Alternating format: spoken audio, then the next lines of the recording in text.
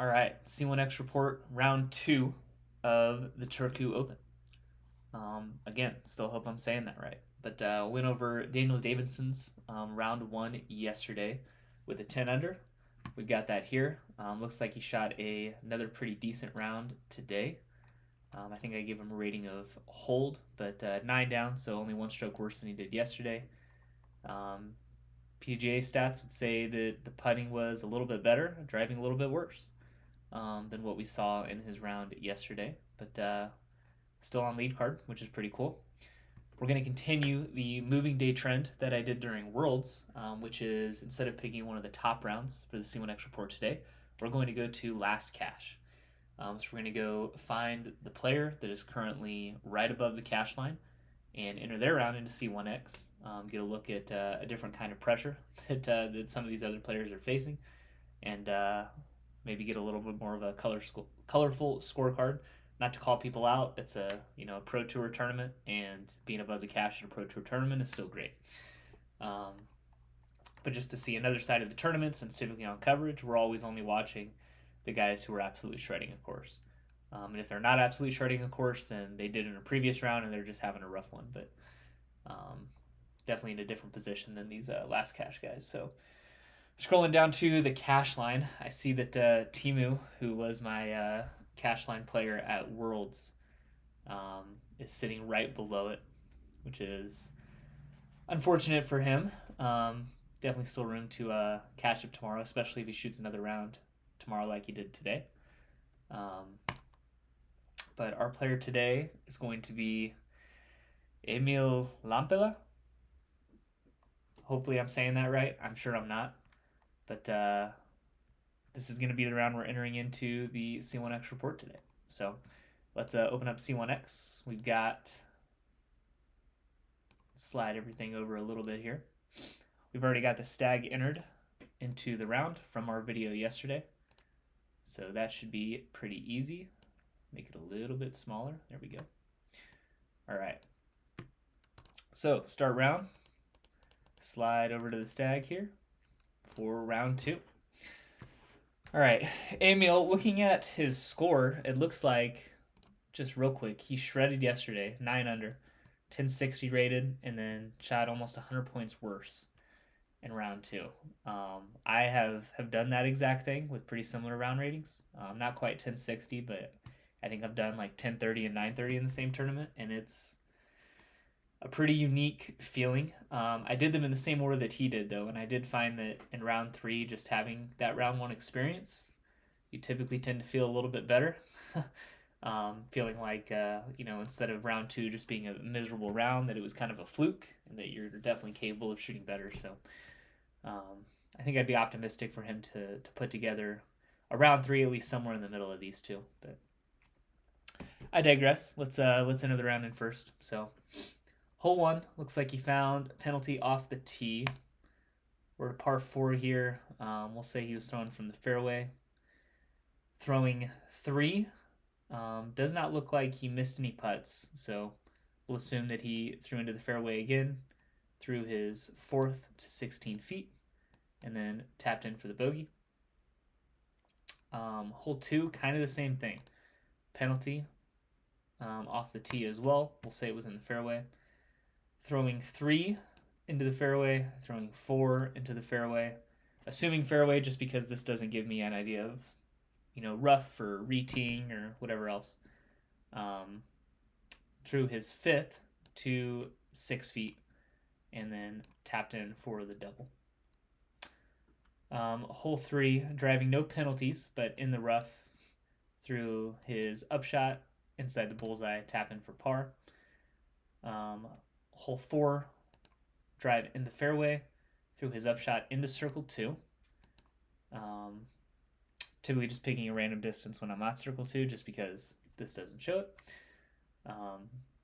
But missed that circle 2 putt, had the tap in for par. Hole 5, another drive into the rough.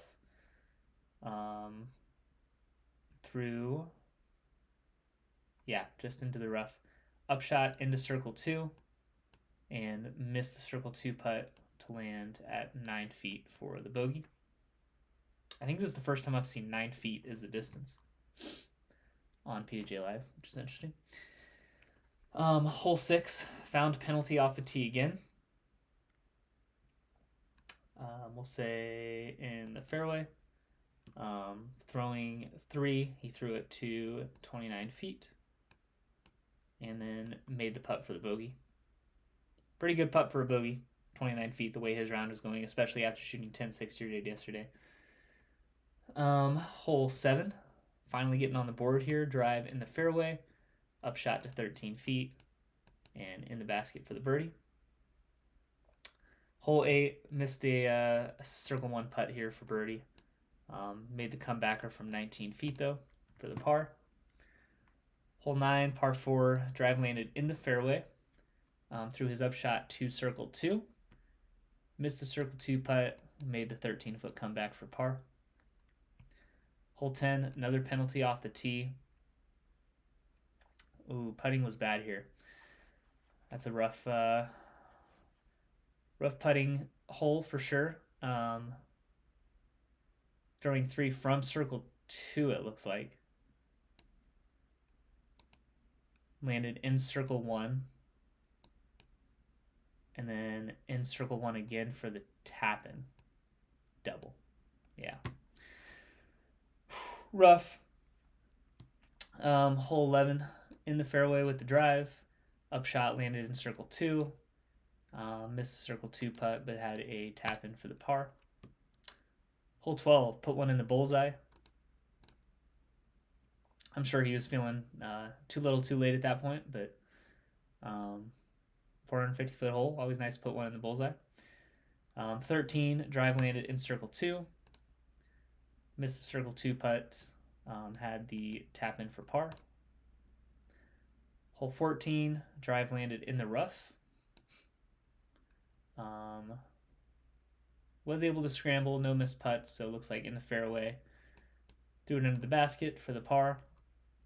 Hole 15, another circle 2 opportunity. Tap in for the par. 16, drive landed in the rough again, no OB strokes. Second shot in circle 2. Looks like. Missed the circle 2 putt into circle 1. And then missed another circle 1 putt for the tap-in bogey. 17 into circle 2 at 39 feet. Nice circle 2 connection for the birdie. And then 18, drive to 29 feet and in the basket for birdie to finish it 4 down. So let's click out of this, hit finish round, and take a look at these stats. After a 10-60 round, pretty abysmal start to it. Not a terrible back 9. Double bogey's not great, but found some birdies. It doesn't look like the easiest course. Some of the top players were shooting single digits under par, 3s, 4s, 5s. So got some birdies in there, but putting was rough. Driving was not great either. Putting actually, it felt worse than it was. 70% C1x. I mean, it's not great, but he had a C2 putt make to go along with it, so it's not good. It definitely could have been worse. I think it's serviceable with some substantially better driving stats, but was just struggling off the tee today. It did look like his 10-60 rated round 1 was a little bit higher than his rating, so I can understand that feeling. There's a little bit of a high coming from shooting a round that good when you're, around 1,000 rated, sub 1,000 rated. There's definitely a little bit of a hangover, I think, going into that second round. Hole breakdowns, lots of penalty strokes. Penalty strokes and some missed circle 1 putts definitely working together. 11% circle 2. I mean, it's not incredible, but you don't really have to make circle 2 putts are always a bonus. That's why I have my C2 bonus stat down here. It's called bonus. Obviously you want to connect on some circle 2 putts every round, but if you're throwing the disc really well and you're making all your circle 1 putts, that's typically good enough to put together really solid performances. I'm not going to rag on the 11% circle 2. C1x at 70%. I'm sure he would definitely like to putt better than that. It looks like this is not his best round, which we've all been there. Driving off the tee, I think, really got him into trouble, though, when you're getting to those circle 1x putts for birdie all the time. That's typically a much different feeling than when they're for par and bogey. It's a different kind of pressure, and I think everyone's putting stats become worse in those scenarios. There's probably a few people in the world who are better for, putting for C1X for par or bogey than they are for birdie. Birdie, you always want to get the birdies, but if you miss it, you can make a par. It's not the worst case scenario, especially on these Pro Tour courses where you want to get birdies, but pars don't play that bad. I think driving stats was really the story. I'm sure with that 1060 rated round, he was probably just shredding off the tee, and having the start that he did to this round with the 5 over on the front 6 holes, some OB strokes, which is always going to be due to driving for the most part. That's pretty rough. He hit one fairway in those first 6 holes, threw it into circle 2, but outside of that, 3 OB strokes off the tee, 2 drives into the rough on par 3s that weren't super long. So off the tee, definitely the story here. Penalty rate 22% is rough. That's always going to be a tough round. That means that 22% of the holes you took a penalty stroke on. You take away those 4 penalty strokes, and even with the not great driving day, he's sitting at even par. Not great, but that might be 990, 1,000 rated round. Feels better, not good, but better. Scrambling 25%. Only 5 holes in a row bogey free. That was the highest that streak went. So not the best, but I've got faith in him tomorrow. So let's jump over. Let's make our graphics here for the stuff to go on the C1X social media. Turku Open. We've got Eemil Lampela. Let's get our capitals here. Eemil Lampela. No accents I'm missing. Doesn't look like it. This is round 2. It was a 4 over at a 66. And round rating was 966. I apologize to Eemil for always showing the bad rounds, but that's how these cash line videos are going to go typically. Probably not going to be people playing their best, but we all have days like that. All right, stats to include here.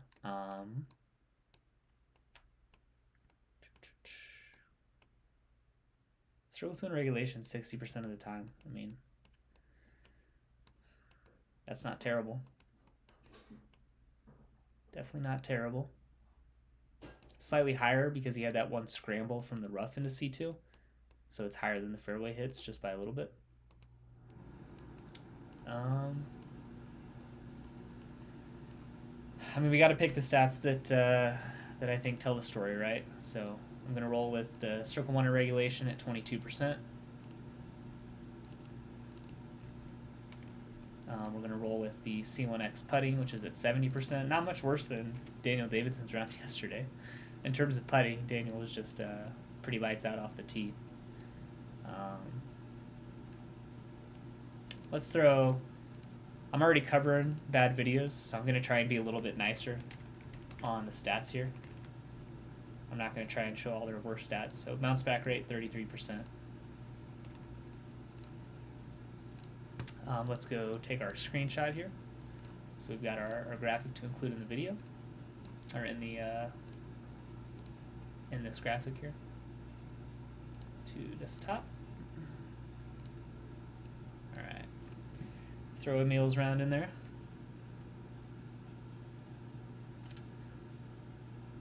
All right. Now let's go do our last graphic here. I'm also going to give Eemil a rating of hold. This is not based on my chances for the chances that I would give Eemil to win the tournament. This is just based on how do I think they're going to play in their next round compared to the round that I covered in the video, and I do think Eemil's gonna bounce back a little bit. He's definitely a better player than he shot today. Just looking at his player rating and what he was able to throw down in round one. I think today was an off day, which is bound to happen, especially on Pro Tour courses. If you're not, the Gambers, Calvin Heibergs of the world, you're gonna have bad rounds. We've seen Paul and Ricky do it, even on the highest stage. So maybe not quite to 1060 rated, but they're 1040 rated players. So that's how that works. But I do think Eemil's gonna come back, put something together tomorrow that's at least better than he did today. 1060 is probably going to be a stretch, but he's capable of doing it. I'd bank on something in the 1010, 1020 range for his final round, and hopefully stay in the cash, which cashing at a Pro Tour tournament, especially for the people that aren't the elite of the elite, is always good, always a good feeling. So this is going to be our thumbnail for the video. Let's go grab that C1x round rating here. So we're going to hit this button. We'll have it pop up down below. Eventually this will be something that's just automatically included in C1x. The graphics will show what your round rating is along with that division grade. So for Eemil today, it's a 6.8. C1x grade is an MA1, which I think Eemil would probably agree with. Definitely not his best. 966 rated. I call that an MA1 rated round. So C1x grade holding pretty accurate to what the round rating was. Obviously, this is only based off of stats in C1x. The score on the round does not factor into the C1x grade at all. It's solely driving and putting stats, but staying pretty accurate within the range of the PDGA rating today. So 6.8, giving him a rating of hold. And I've got faith on him to do better tomorrow. So this will be the thumbnail for the video. This is going to go live on the C1x Instagram account. And yeah, that's going to wrap it up for the C1x report of the Turku Open round 2. Eemil Lampela, great first round, a little bit slower on round 2, but I think you've got the comeback in round 3. So rooting for a cash finish for him at least, and we'll be back with the final round report tomorrow. So as always, thanks for watching, and we'll see you in the next one.